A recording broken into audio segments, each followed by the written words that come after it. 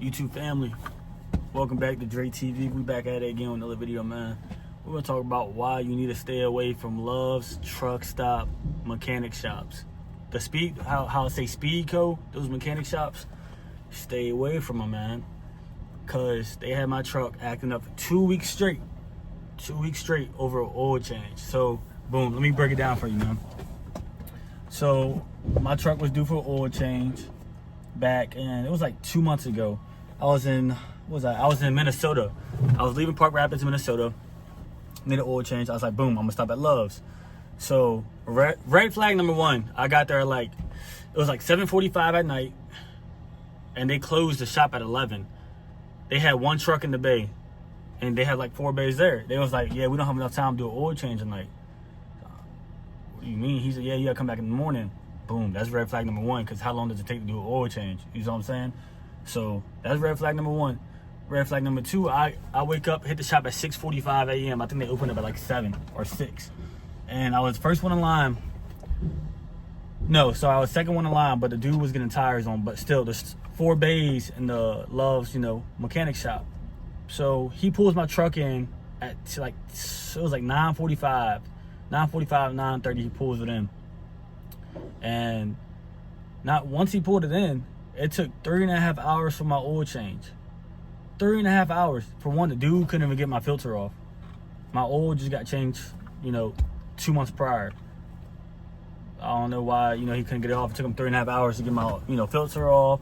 Oil greased up my fittings, fuel filter, right? So it was about 1 o'clock when he finished my oil change. So I get in my truck, inspect my truck. He put my sticker on my dash or whatever, and I turn on my truck. My service light and engine lights on. I bought my truck in with no lights on, no lights at all. You know what I mean? So he was like, yeah, the last 3 trucks that he did, all the lights came on like that. But after about 15 minutes of driving, they went off because the pressure builds back up or whatever. I was like, all right, you sure? He was like, yeah, if not, you can just go to different Love's and they can turn off the sensors for you. So I leave. I'm still in Minnesota. There's only 2 Love's in Minnesota with a mechanic shop. So I went to the first one. I drove 2 hours to the next one because my light was still on. So he plugs it up, and he was like, "There's water in your fuel, or your fuel sensor's bad." I was like, "How's that even possible?" I went into Love's 2 hours, down the road, up the road, with no sensors on going in. So I leave, and now you telling me I got water in my fuel or a bad sensor? How's that even possible? And he was like, "Yeah, dude." I told dude, he said, y'all will fix it for free if there's a problem. He was like, yeah, you probably got a bad sensor, because he, dumped my fuel, tested my fuel, my filters and stuff. And he was like, yeah, it's kind of light, but it wasn't light. So, long story short, I went to my mechanic shop back in Virginia. And it was like, in my truck with the Cummins engine, with your fuel filter, there's a plug you have to plug in. And the Love's truck stop didn't plug it in. So it was throwing all codes, right? It was throwing all the codes in the world. And so they fixed that. They plugged it in. But prior to me taking it back to the shop in Virginia, I was going from Wisconsin. I was doing 1 pick, 2 drops, picking up Wisconsin, dropping Chicago, going to New York. So it's a week after the oil change.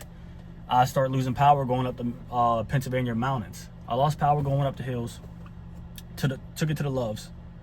And he was like, yeah, your EGR valve is bad now. I was like, I had no problems with my truck until y'all, didn't plug up my fuel filter. So with them not plugging the fuel filter up, it clogged up my exhaust system. It messed up my gaskets. It did all that. So in 3 weeks, Love's caused that much damage. So my truck was in the shop for a week and a half at the people I trust in Virginia. So they fixed my fuel filter. They told me that just stay away from Love's, because they had problems with Love's before like this, and other big shops just trying to get money. So they fixed that. That was what I think for them to look at my filter or just diagnose it was like 125, and then they fixed it.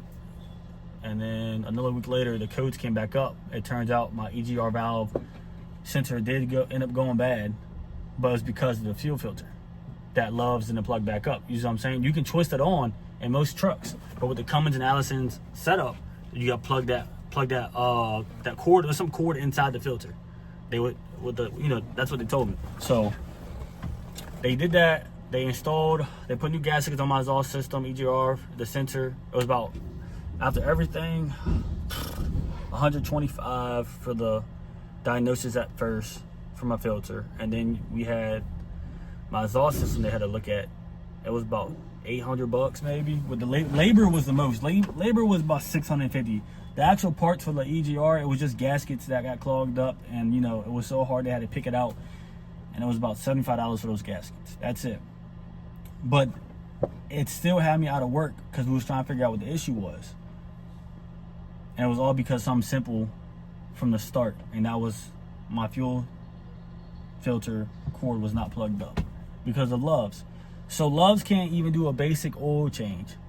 They're gonna charge you an arm and a leg was like $520 for the oil change, the fuel filter, all that stuff, and the grease and fittings. Your basic PM, about $500. And then I had to spend all this money because of them, and I was out of work for like 2 weeks, a week and a half, 2 weeks.